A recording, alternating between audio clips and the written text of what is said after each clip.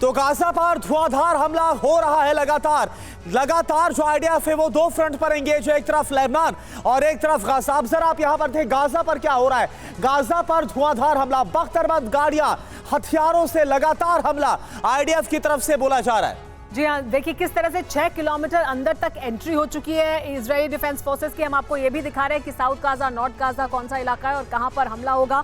इसके अलावा air strike में भी तेजी आई है, तो ग्राउंड एक्शन भी है और एयर स्ट्राइक भी।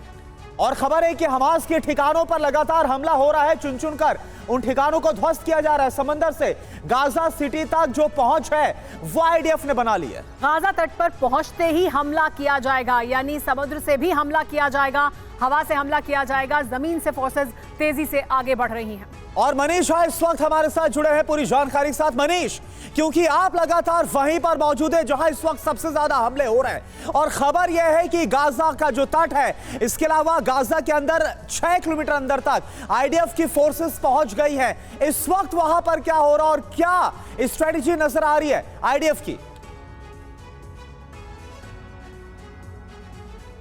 बिल्कुल, देखिए आपसे चूंकि थोड़ी देर में अल्टीमेटम खत्म होगा तो उसके बाद आईडीएफ की तरफ से एयर स्ट्राइक और तेज पकड़ेगी।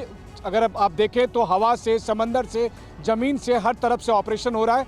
अहम बात यह है कि गाजा सिटी के अंदर में इस वक्त ग्राउंड ऑपरेशन के लिए आईडीएफ के सैनिक मौजूद हैं। और अगर आप एक हफ्ते का देखें तो एक हफ्ते के भीतर आईडीएफ की बड़ी कामयाबी इस मायने में है कि एक हफ्ते के भीतर 6 किलोमीटर से लेकर 10 किलोमीटर तक के अंदर का जो गाजा का इलाका है वो अब आईडीएफ के बहुत हद तक नियंत्रण में आ चुका है। और इसीलिए आईडीएफ के चीफ भी वहां पर गए थे, उन्होंने सैनिकों से मुलाकात की, कमांडर से मीटिंग की और उसके बाद एक नई स्ट्रेटेजी तय हुई है। नई स्ट्रेटेजी यह है कि अगले हफ्ते यानी कल सोमवार से लेकर एक हफ्ते के भीतर में ज़्यादा से ज़्यादा हमास के ठिकानों को खत्म कर देना है।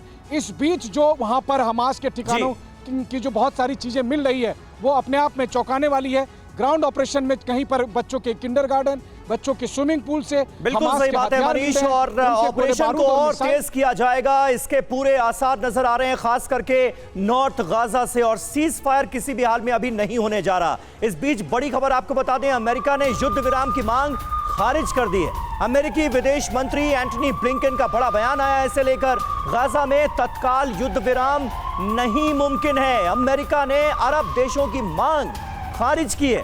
हमास अभी भी इजराइल पर हमला कर सकता है। फिलहाल गाजा में युद्ध विराम की मांग का समर्थन नहीं करेगा अमेरिका, ये एंटनी ब्लिंकन ने साफ किया है।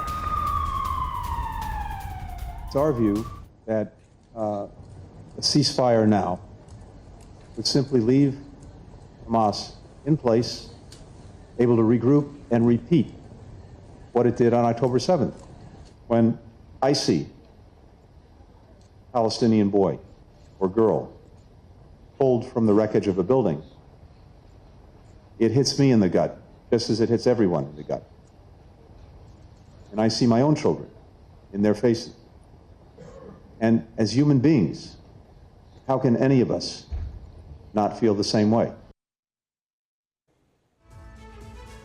तो देखिए, और हमारे दो सहयोगी इस वक्त वॉर जोन से हमारे साथ मौजूद हैं, लेबनान बॉर्डर पर मौजूद हैं, विपिन चौबे और मनीष झा लगातार तेल अवीव से हमें अहम जानकारियां दे रहे हैं। मनीष, मुझे यह बताइए कि अमेरिका का यह रुख क्या सीधे सीधे गाजा पर बड़े हमले का ग्रीन सिग्नल माना जाए? क्योंकि इससे पहले जो बाइडेन ने कहा था कि मानवीय आधार पर थोड़ी देर के लिए सीज फायर होना चाहिए। एंटनी ब्लिंकन कह रहे हैं अभी सीज फायर मुमकिन नहीं है। देखिए, इतने संवेदनशील विषय पर अगर मैं एक वर्ड बोलूं बार्गेनिंग, तो ये बहुत उचित नहीं लगता है, लेकिन हो यही रहा है कि अभी बार्गेनिंग हो रही है कि पहले कौन क्या करेगा। यानी कि पहले हमास अपने बंधक को रिहा करे, वहीं अरब देश कह रहे हैं कि पहले आप सीज फायर करो, उसके बाद हम बात करेंगे बंधकों की रिहाई को लेकर।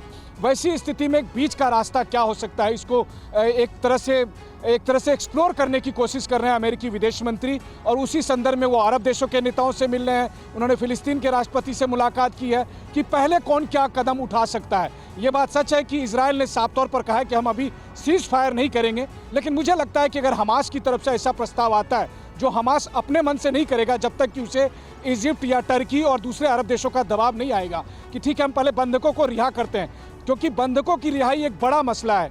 बंधकों की रिहाई को लेकर अमेरिका, यूरोपीय देश और इजराइल के अंदर भी लोगों में बहुत बेचैनी है और खास करके परमाणु बम जैसे गैर जिम्मेदाराना बयान देने के बाद स्थिति और खराब हुई है। लोगों को डर यह है कि आने वाले समय में अगर हवाई हमले और अधिक तेज होते हैं तो वैसी स्थिति में बंधकों के जान पर बड़ा खतरा बन सकता है। देखिए, आज 30 दिन बीत गए, 30 दिन में अभी तक नहीं पता चला है कि 240 से अधिक बंधक आखिर हैं कहाँ, क्या उसे आसमान निगल गया या जमीन खा गई। तो वैसी स्थिति में अब उपाय यही है कि बातचीत से ही कोई सॉल्यूशन निकाला जाए और इसी के लिए सब अपना अपना एक स्टैंड ले रहे हैं ताकि आने वाले समय में उसी में कुछ बार्गेनिंग हो सके, डिप्लोमेटिक बातचीत के जरिए शायद कुछ समाधान निकले। जी मनीष, यानी किसी हद तक स्टैंड में कुछ बदलाव आया है, क्योंकि इजराइल ने तो शुरुआत में कह दिया था कि हमें कोई फर्क नहीं पड़ता, हम बाद में चर्चा करेंगे बंधकों के बारे में, पहले हम हमला करेंगे, पहले हमास को खत्म करेंगे। बंधकों की कहीं चर्चा ही नहीं थी, लेकिन अब शायद उसकी कुछ चर्चा हो रही है। आप बने रहे हमारे साथ।